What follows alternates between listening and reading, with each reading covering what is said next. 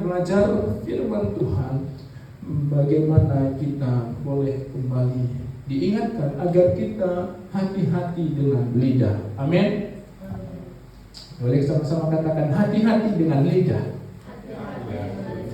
Hati-hati dengan lidah kita, Bapak Ibu Saudaraku, karena dikatakan hidup dan mati dikuasai oleh lidah.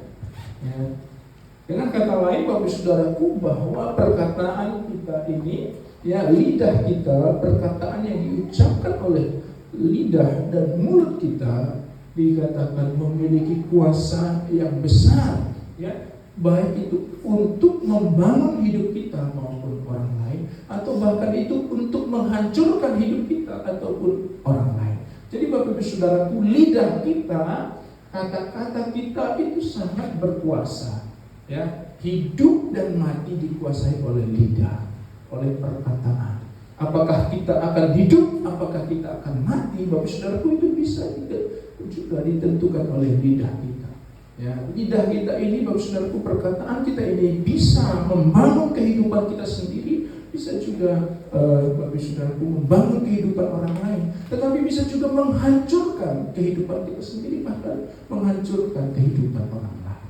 Nah, karena itu kita harus hati-hati dengan lidah, karena lidah, perkataan kita itu memiliki kuasa yang besar untuk membangun maupun untuk menghancurkan hidup kita maupun hidup orang lain. Nah, Bapak Saudaraku, dikatakan bahwa siapa suka menggemakannya akan memakan buahnya. Siapa suka menggemakannya, tadi dalam terjemahan baru yang versi kedua dikatakan siapa suka menggunakannya akan memakan buahnya. Jadi siapa suka menggemakannya, menggunakan mulutnya ini banyak berkata-kata, Bapak Saudaraku, banyak bercakap-cakap, Bapak suka sekali Bapak Saudaraku mengeluarkan kata-kata, yang mulutnya banyak sekali suka mengeluarkan perkataan-perkataan, Bapak Saudaraku, itu dikatakan akan memakan buahnya. Artinya bahwa kita akan, Bapak Saudaraku, menerima dampak ataupun resiko dari setiap perkataan yang suka kita ucapkan, ataupun bahkan perkataan orang lain yang suka terus kita gemakan, terus kita renungkan, terus kita ingat-ingat perkataan orang lain itu terhadap kita, itu akan menjadi, Bapak Saudaraku, memberi dampak resiko dalam kehidupan kita sendiri. Ya, Bapak Ibu Saudaraku, perkataan yang suka sekali kita ucapkan, dikatakan kita akan memakan buahnya, kita akan menuai, kita akan merasakan dampak konsekuensi dari apa yang kita ucapkan. Nah, karena itu Bapak Saudaraku, temanya adalah hati-hati dengan lidah, hati-hati dengan perkataan. Ya, karena itu punya kuasa untuk membangun ataupun menghancurkan. Lidah kita punya kuasa untuk membangun rumah tangga kita, punya kuasa juga untuk menghancurkannya.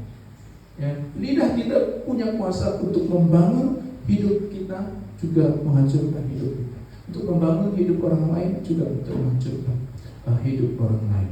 Nah, karena itu saudara-saudara, ada pepatah berkata, mulutmu adalah harimau. Mulutmu adalah harimau.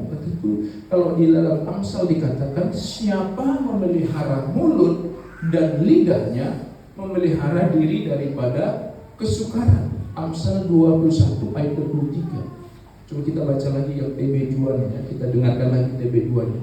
Amsal 21 ayat 23, firman Tuhan berkata, siapa memelihara diri, siapa memelihara mulut maksudnya, dan lidahnya memelihara diri daripada kesukaran.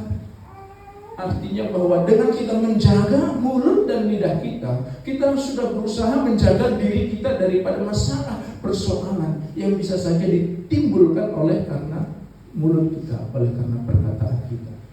Ya. Amsal 21 ayat yang ke-23.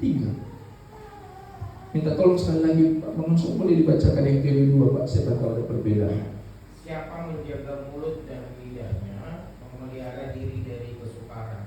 Ya, sama ya, memelihara diri daripada kesukaran. Jadi Bapak Ibu Saudara yang dikasih Tuhan, seperti pepatah katakan, mulutmu adalah harimau, bahwa mulut kita bisa menjadi membahayakan bagi diri kita sendiri. Maka Amsal juga berkata, siapa memelihara mulut dan lidahnya, memelihara diri daripada kesukaran. Siapa menjaga perkataannya, dia sudah menjaga hidupnya dari kesulitan, persoalan, masalah yang mungkin saja bisa ditimbulkan oleh hanya karena perkataan. Ya. Hubungan bisa rusak hanya karena perkataan. Yang sudah dibangun lama bisa rusak hanya karena perkataan. Bisa masalah timbul hanya karena perkataan. Bapak Ibu Saudaraku yang tidak terjaga. Nah, karena siapa menjaga mulutnya dan lidahnya, dia sudah menjaga hidupnya daripada kesukaran, daripada persoalan. Nah, Bapak Ibu Saudara yang dikasihi Tuhan, dikatakan juga dalam Amsal, ada orang yang lancang mulutnya seperti tikaman pedang, tetapi lidah orang bijak mendatangkan kesembuhan. Amsal 12 ayat